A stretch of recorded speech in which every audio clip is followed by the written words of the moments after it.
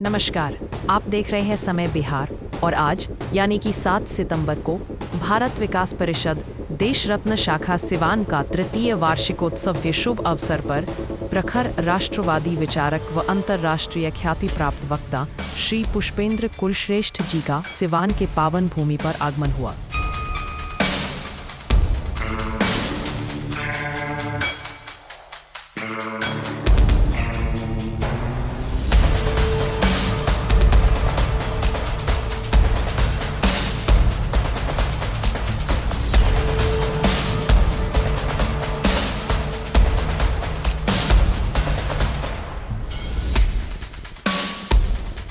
सबसे पहले उनका स्वागत सांस्कृतिक कार्यक्रमों द्वारा किया गया।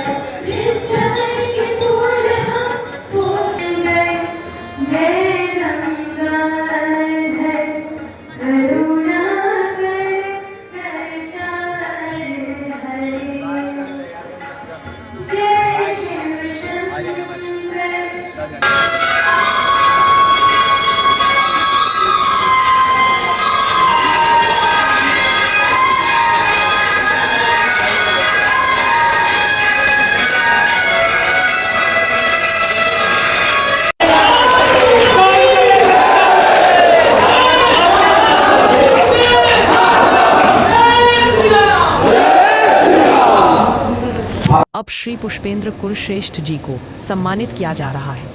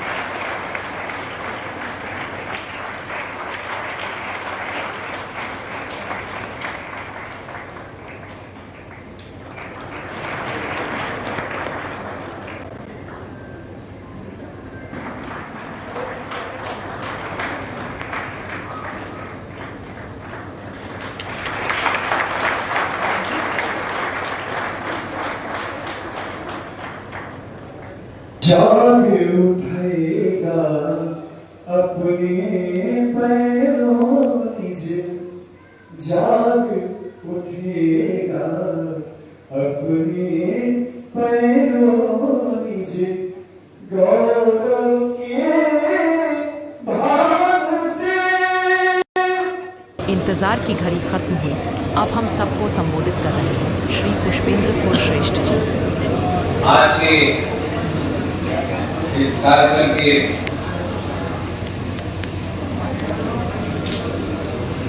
श्री रोहित कुमार सिंह, अध्यक्ष भारतीय विकास परिषद देश रत्न शाखा सिवान, श्रीमती कुतुल सिन्हा, प्रांतीय अध्यक्ष भारत विकास परिषद प्रांत, श्री अमरनाथ जी, क्षेत्रीय संपर्क संयोजक भारत विकास परिषद, श्री सुधांशु शेखर त्रिपाठी जी, संरक्षण भारत विकास परिषद देश रत्न शाखा सिवान, श्री अतुल श्रीवास्तव साहब, सचिव भारत विकास परिषद देश रत्न शाखा सिवान, श्री राजीव रंजन सिंह जी, कोषाध्यक्ष भारत विकास परिषद देश रत्न शाखा सिवान, श्री नवीन सिंह परमार जी, मंच संचालक, और बिहार के तमाम नागरिकों को प्यार प्रणाम।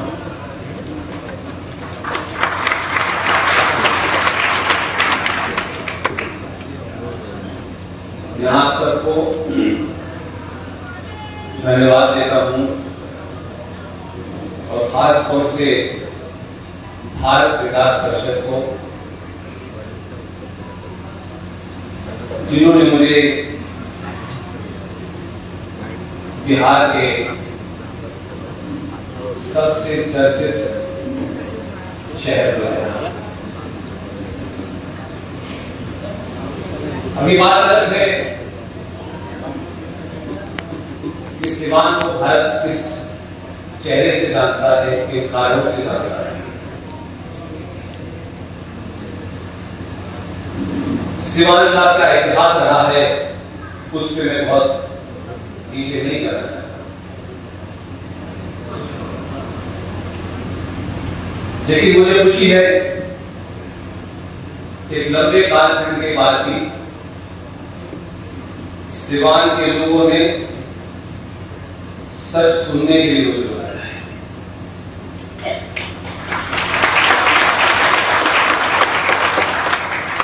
ये दुर्भाग्य भी है क्योंकि जिस क्षेत्र से देश के पहले राष्ट्रपति,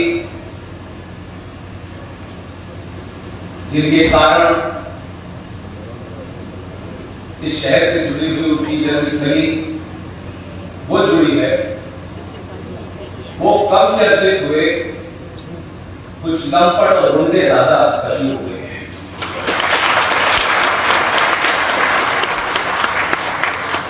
मैंने दिल्ली से चला था तो मुझे बहुत देर तक ये सोचता रहा कि दिल्ली में जब हम सुनते हैं तो बताया ऐसा जाता है कि कोई डॉन था यहां पर, लेकिन आप सच मानिए कि मुझे ये नहीं पता था कि डॉक्टर राजेंद्र प्रसाद की जन्मस्थली यही है। मैं सीधा एक ही नाम से तो जानता था कि उसका सिवान से कोई कनेक्शन होगा, ये नहीं जानता। वो तमाम सारे लोग जिन्होंने मुझे यहाँ बुलाया है, मेरे यहाँ आने तक में जिसका भी योगदान रहा है, मैं उन्हें बहुत बहादुर लोग मानता हूं। इस दौर में कम से कम भारतीयों के अंदर एक शक्ति पैदा हुई है। 47 के बाद के भारत के लोगों की बात कर रहा हूं कि वो सच सुनना चाहते हैं, और ऐसा सच नहीं जो उनके हक में हो, तो उनके खिलाफ भी एकदम 24 कैरेट का सच सुनना चाहते हैं। इस यात्रा में मेरी क्या विचारधारा है, मैं कौन हूं, कि मेरे लिए महत्वपूर्ण कभी नहीं था है, लेकिन मैं जिस तरीके से चीजों को थोड़ा मरोड़ा गया, हम दुनिया के पहले ऐसे देश हैं कि मात्र इस 70 साल के, 50 साल के, 55 साल के जीवन में अभी तक ये समझ में नहीं आ रहा कि भारत कौन है, हम किसके वंशज हैं, हमारा इतिहास क्या है, हमारी संस्कृति क्या है, हमारे आदर्श क्या है, हमारे मूल्य क्या है। कोई आता है एक नई कहानी कर देता है, हम उसी को मूल मान लेते हैं, और पूरे समाज का विकास ऐसा कर दिया है कि सत्ताओं में महामूर्ख भी बैठ सकते हैं। क्योंकि जब एक समाज एक राष्ट्र के रूप में नहीं सोचता है, मैं, मेरा भाई, मेरा चचा का भाई, मेरे ताऊ का भाई, मामा का लड़का, वो तमाम सारी चीजें आ जाती हैं, तब कितनी भी पुरानी सभ्यता का नेतृत्व करने वाला बिहार हंसी का पात्र रह जाता है। इसलिए आपको मैं कुछ नई बात कहने के लिए हिम्मत नहीं है, मैं सिर्फ इतना ही कहना चाहता हूं कि तथ्यों को अपने स्वार्थ से मत तोड़िए मत। अगर कोई अंधा है तो ये मत नहीं, हमारी परंपरा में अंधे को अंधा कहना है, वो सामाजिक जीवन है। राजनीतिक जीवन में अगर कोई अंधा है तो उसे अंधा समझिए। शब्दों के साथ खिलवाड़ अगर बिहार में हो रही हो तो फिर पूरे भारत पर बेकारी है। जो पहचान बिहार की है, राजनीतिक शक्तियां इतनी ताकतवर हुई कि जब यहां के कुछ नेताओं के बारे में इस देश से बाहर लोग पूछते हैं तो खुद मेरी समझ में नहीं आता है कि मैं उनके बारे में क्या जवाब दूं। इसलिए आपका लीडर कौन है, किस पार्टी का है, किस पार्टी का है, ये महत्वपूर्ण नहीं है। जब हम इतने सारे नाम देते हैं डॉक्टर राजेंद्र प्रसाद से तमाम सारे लोग, तब आज के नेता कितने बौने होंगे ये कभी सोच रहे। एक से एक महान है, क्या क्या वो करते हैं, क्या बोलते हैं। अगर बिहार के लोग निजी तौर पे इंडिविजुअली अच्छे संस्कारी होंगे, बहुत बड़े भी होंगे, बहुत पैसे वाले भी होंगे, तब भी उस छवि से आप बाहर नहीं निकल सकते। वो स्थापित हुई है। कोई जापान से आकर के लोगों ने वोट नहीं जिताया, आप ही ने जिताया। आप जब चुनते हैं किसी को तो एक क्षण का फैसला होता है, लेकिन एक क्षण की गलती कई सदियां करती है। आप किस जाति के हैं, किस जाति के नहीं हैं, ये महत्वपूर्ण है। इसलिए समाज को जब सच सुनने की आदत पड़ जाए तब समझ लीजिए कि आप सही रास्ते पे हैं। जाति शब्द को लेकर के जितना भ्रम भारत में है, जितना भ्रम बिहार में है, दुनिया में और जगह भी होगा, लेकिन जहां इतनी बड़ी सभ्यता थी वहां से जो चीजें निकलती हैं उसका थोड़ा सा दुख होता है। मैं नहीं जानता कि जाति जब बनी होगी तो किस बुनियाद पर बनी होगी, लेकिन इस लंबे काल में मैं जानता हूं, जो मेरा अध्ययन है, जाति आपके पैदा होने से तय नहीं होती है। ब्राह्मण के परिवार में ब्राह्मण पैदा होगा, ये बिल्कुल गलत है। आपकी जाति पहचान कभी नहीं थी। आप क्या करते हैं इससे पहचान होती है।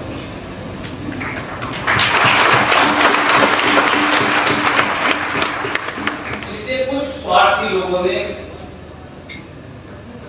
जाति को बहुत ऊपर तक ले गए और जो आपका कर्तव्य था, आपकी ड्यूटी थी, उसको बहुत पीछे छोड़ दिया। जाति के नाम से जो आपका सरनेम है वो सिर्फ इसलिए है कि आपकी पहचान, आइडेंटिटी कोई होनी चाहिए। ये रामलाल है, ये श्यामलाल है, लेकिन अगर 5 रामलाल बैठे हैं तो ये रामलाल 1 है, ये रामलाल 2 है, ये श्यामलाल 2 है। जाति की पहचान आपके घर की चौखट तक है। चौखट से बाहर कभी आप आएंगे तो आपकी पहचान सिर्फ सनातन है।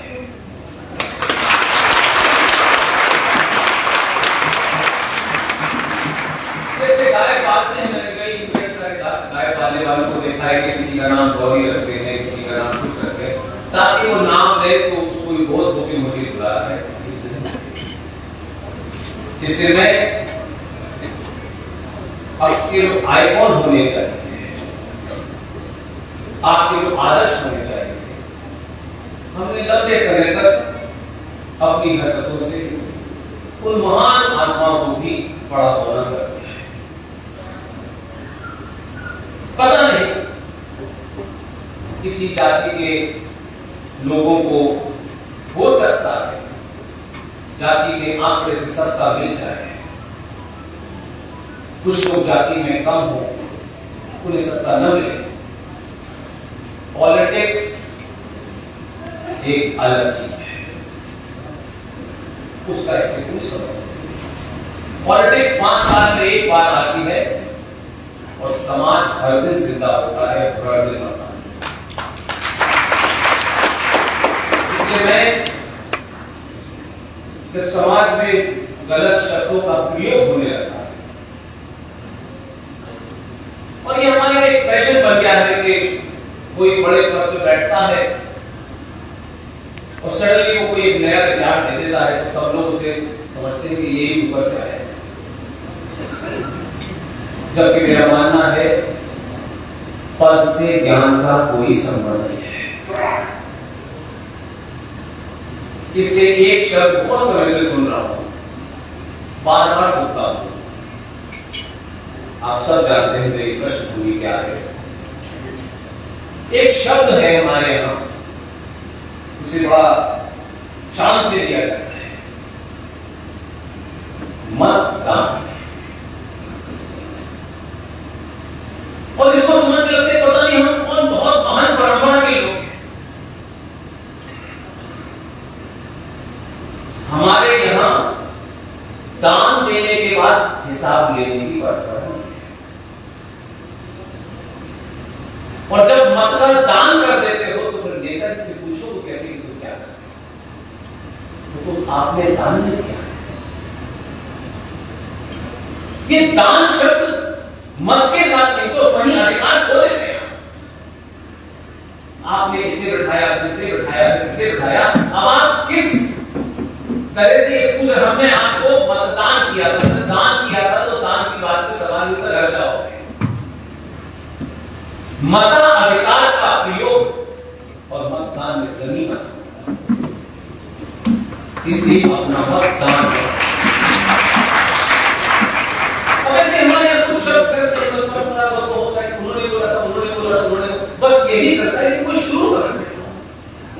और मैं बिहार की धरती पर इसलिए कह रहा हूं कि ये सभ्यता की धरती है, बहुत लंबे समय तक इसने देश को अलग अलग विचार दिए, यहां से बड़े महापुरुष पैदा हुए। और जब महापुरुष समाज में पैदा होना कम हो जाते हैं या महापुरुषों को उनके कर्तव्यों को, कारणों को नहीं समझ पाता समाज, तो फिर नौटंकी करने वाले पैदा हो जाते हैं। और बिहार जैसी धरती से जब दुनिया आपको देखती है तो वो सोचती है कितनी बड़ी बड़ी सभ्यताएं, कितने बड़े बड़े विज्ञान के लिए, क्या बिहार के कुछ लोग 5-10 घंटे ले लेंगे? एक नेताजी है, वो भूल जाते हैं 10 मिनट बाद कि मैं कौन हूं। अजब अजब, मैं देखिए मैं दिल्ली में खड़ा हूं, घर के अंदर तो आप किसी की भी तारीफ करें कोई दिक्कत नहीं, लेकिन क्या आपको कितने सारे लोगों के बीच आप दिन भर ये पूजा करते हैं, ये पूजा करते हैं, ये करते, सब कुछ करते हैं, 5 साल में 30 सेकंड के लिए क्या बटन सनातनी हिंदू होकर नहीं दबा सकते?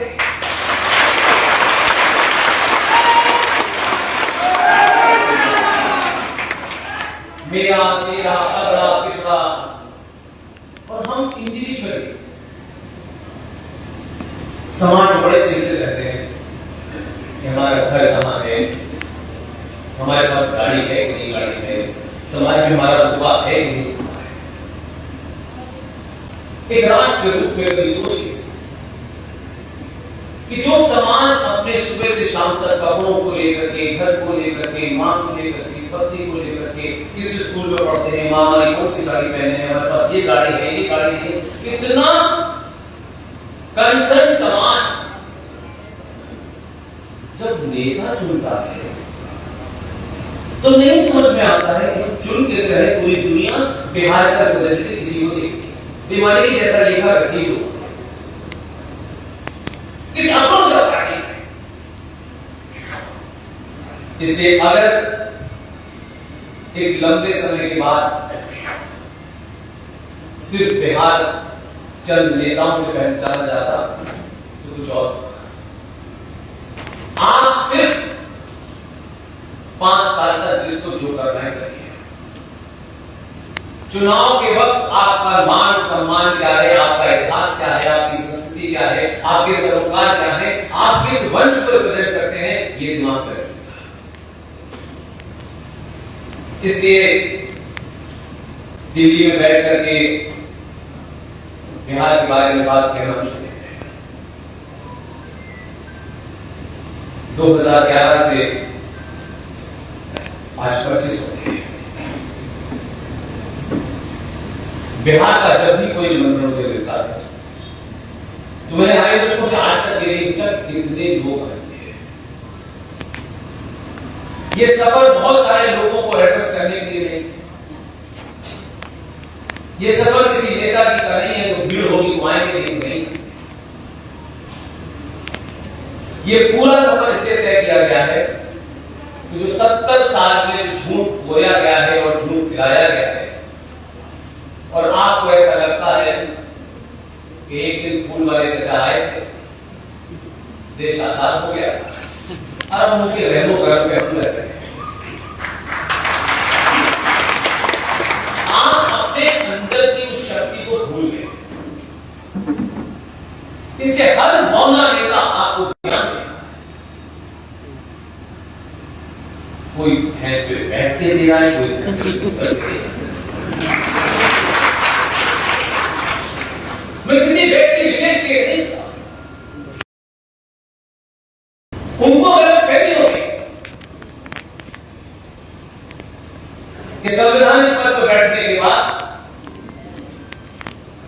आपको सरकार को इतना कॉर्नर करना है, और आपको ये भी गलत फहमी हो गई, पता नहीं लगता है किसी तो वो अपने केजी स्कूल में पढ़ा है तो किसी टीचर ने उन्हें गलत फहमी से कुछ बता दिया। उन्होंने कहा भारत का संविधान सर्वोच्च है, उस संविधान के बाद में राष्ट्रपति है, तो सर्वोच्च पद के हिसाब से तो मैं दूसरे नंबर पे आया। तो ये भान उनको कहां तक ले गया, उनको ये पता नहीं था कि आप सिर्फ संवैधानिक पद पर हैं। आपकी ताकत संविधान से ज्यादा संसद द्वारा पास हुई चीजों पर है। अब उनको गलतफहमी हो गई, 24 घंटे में गलतफहमी हो गई।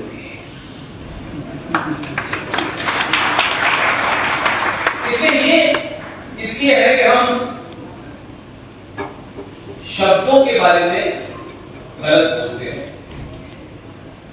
बिहार वो जगह है कि जहां की संस्कृति सभ्यता एक शब्द का मतलब होता है, और अगर किसी शब्द का आपको मतलब नहीं पता है तो अच्छा कि न होता है।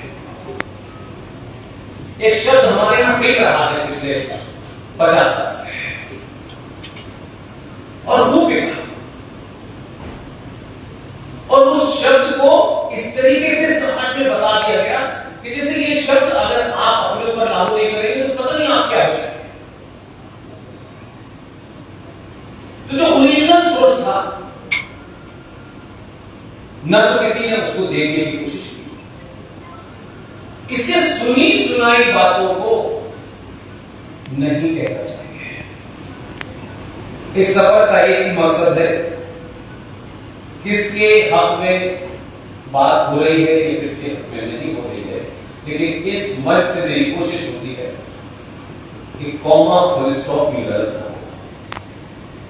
इसलिए ये सफर कोई राजनीतिक दल, कोई पार्टी, कोई टिकट, ये हमारे सर्कल से बाहर की चीज है। और कितनी भी ताकतवर शक्ति हो, अगर उसने मूर्खता का काम किया है तो खुलेआम कहने की शक्ति भी बनता है। इसलिए सच बोलने से डरना नहीं, और सच बोली तो आप समझते हो, सच सच रहता है फलानी हाथ से। इसलिए सच बोलने का समय आ गया है, क्योंकि समाज सच सुनना चाहता है। इसलिए मैं सिर्फ आपसे कहना चाहता हूं कि जब ये शब्द आपके सामने आता है कि भारत धर्मनिरपेक्ष है, अब बिहार की धरती पे और वो भी सिवान में। यहां के लोग कहेंगे इसका अर्थ क्या है, तो मुझे तो धर्म हमारे यहां जो शब्द है उसकी जो उत्पत्ति है वो पूजा पाठ से रिलेटेड नहीं है। धर्म शब्द का अर्थ है आपका कर्तव्य, आपकी ड्यूटी। एक राजा का धर्म क्या है, एक पिता का धर्म क्या है, एक माता का धर्म क्या है, एक बेटे का धर्म क्या है। सबकी अपनी अपनी ड्यूटी है, उसे हमारे साहित्य में धर्म कहते हैं। और इसी में एक घटना है जो शायद बहुत सारे लोगों ने उसको देखा नहीं होगा, देखा होगा तो उन्होंने राजनीतिक चश्मे से देखा होगा। घटना पुरानी है, थोड़ा सा मेरी आदत खराब है और जहां पैदा हुआ उस वजह से ही खराब है कि मैं किसी चीज को आसानी से छोड़ कर 2002 के दंगे जो लोग नहीं समझ पा रहे हैं उनको समझना चाहिए। 2002 में गुजरात में सुना कि कुछ दंगे वंगे हुए और पूरे देश में बड़ा बवाल हो गया। उस समय के प्रधानमंत्री पंडित अटल बिहारी वाजपेयी जी गुजरात में। अब एक तरफ अटल बिहारी वाजपेयी को आप देखें और दूसरी तरफ उस समय के मुख्यमंत्री देखें, दोनों एक ही मंच पर हैं और दोनों एक ही मंच पे लाइव प्रेस कॉन्फ्रेंस हो रही है। अब इसे आप ये समझें कि उन्होंने ऐसा कहा, मैं नहीं मानता। मैं मानता हूं कि दोनों के बीच में बिना कहे स्ट्रॉन्ग केमिस्ट्री थी। सवाल पत्रकार बहुत पूछ रहे थे, पूरे देश में बवाल था 2002 के दंगों को लेकर गुजरात में। अटल जी ने लाइव प्रेस कॉन्फ्रेंस में उस समय के मुख्यमंत्री वर्तमान प्रधानमंत्री नरेंद्र दामोदर दास मोदी से ये कहा, राज धर्म का पालन कीजिए। मोदी ने कहा वही करना।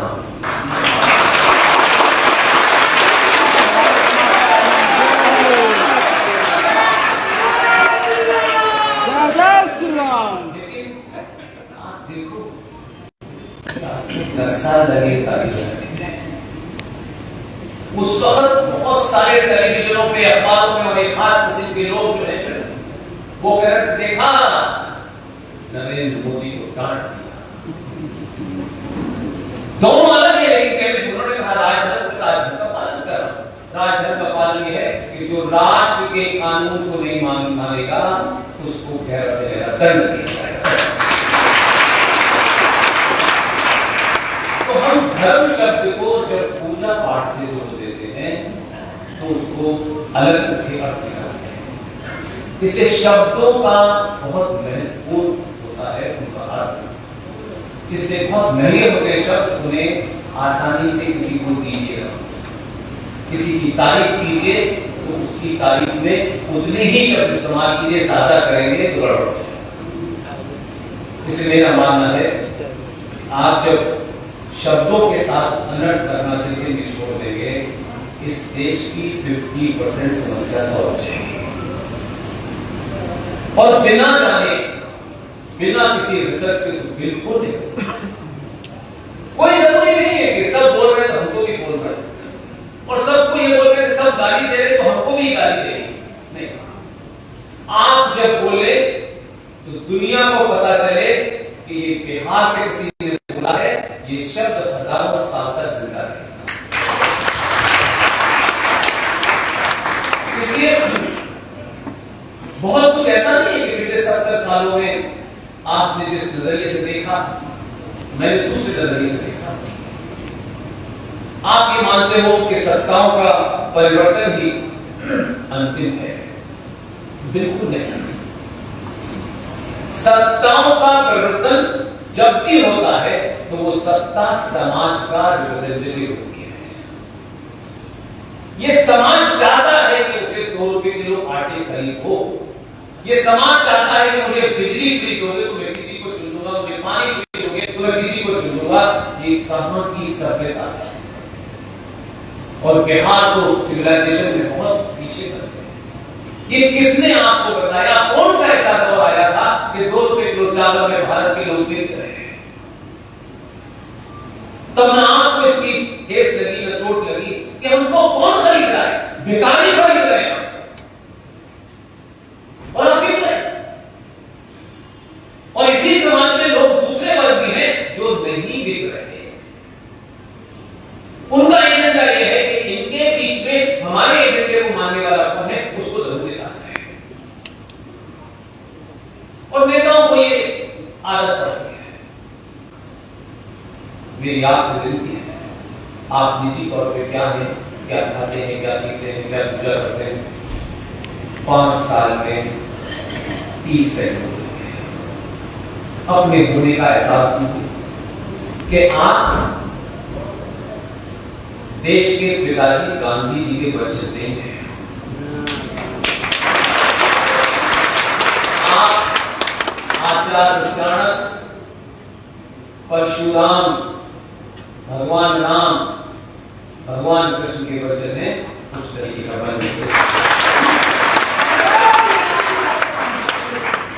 इसके शुरू में कुछ चीजें मैं ज्यादा साफ कर देना चाहता हूं कि हमारे यहां ऐसा नहीं था कि इस दौर में भी लोग ऐसे नहीं थे, अच्छा काम कर रहे थे, लेकिन उन लोगों के बारे में कुछ लोगों को लगता था हमारे कहने से एक बड़ा कुछ है। कुछ लोग अच्छी चीजें लिख के गए, ऐसा नहीं कि लिखा नहीं, और आज ही कुछ लिखने वाले पैदा हो गए। लेकिन तब हम इतने स्वार्थ में थे कि टाइटल देख करके लिखने वाले का सरनेम देख करके तय करते थे कि इसने अच्छा लिखा है या नहीं। इसलिए मैं मानता हूं कि ये जो देश है ये एक संविधान से चलता है।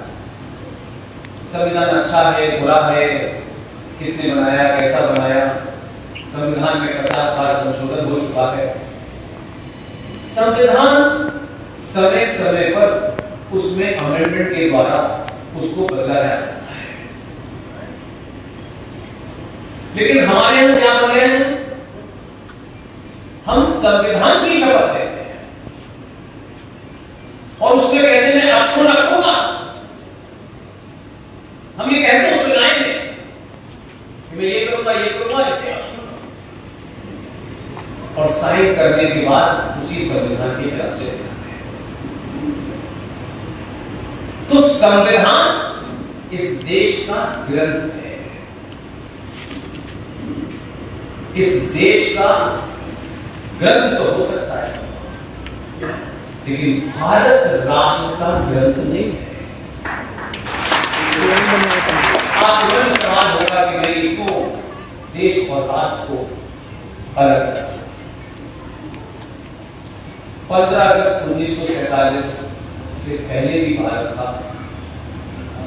तब भी भारत चल रहा था। उनसे हजारों साल अंग्रेज यहां रहे थे, तब भी चल रहा था। आचार्य चाणक्य के जमाने में भी चल रहा था, मर्यादा पुरुषोत्तम राम के जमाने में चल रहा था। तो मर्यादा पुरुषोत्तम राम और आचार्य चाणक्य के जमाने कौन सा संविधान था? कौन सा संविधान? तो आप जिस संविधान को इतनी तरजीह देते हो कि उसे सर पे लेके चल रहे हो, उसकी शपथ ले रहे हो, और सत्ता पर बैठने के बाद उसी में अमेंडमेंट कर रहे हो, इसके राष्ट्र का ग्रंथ क्या है और देश का ग्रंथ क्या है, इसको अलग अलग कर लेंगे। कोई 15 अगस्त 1947 को राष्ट्र बना है ऐसा नहीं। 15 अगस्त 1947 को कुछ लोग यहां राज कर रहे थे, वो कुछ हट गए, बस इतना ही।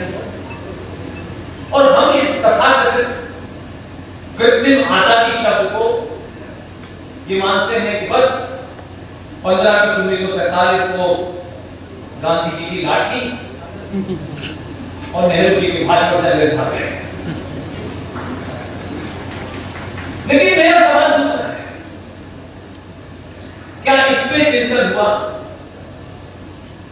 कि भारत का संविधान कब बना, किन परिस्थितियों में बना? किस बैकग्राउंड में बना, बनाने वालों के आइडिया कौन थे, ये हमने नहीं सुना। एक संविधान था जिसे गवर्नमेंट ऑफ इंडिया एक्ट 1935 कहते हैं, जिससे अंग्रेज राज कर रहे थे, उसको उठाया और हमने उसमें यहाँ पे अमेंडमेंट, वहां अमेंडमेंट, ये जोड़ा, ये घटाया, ये सब कुछ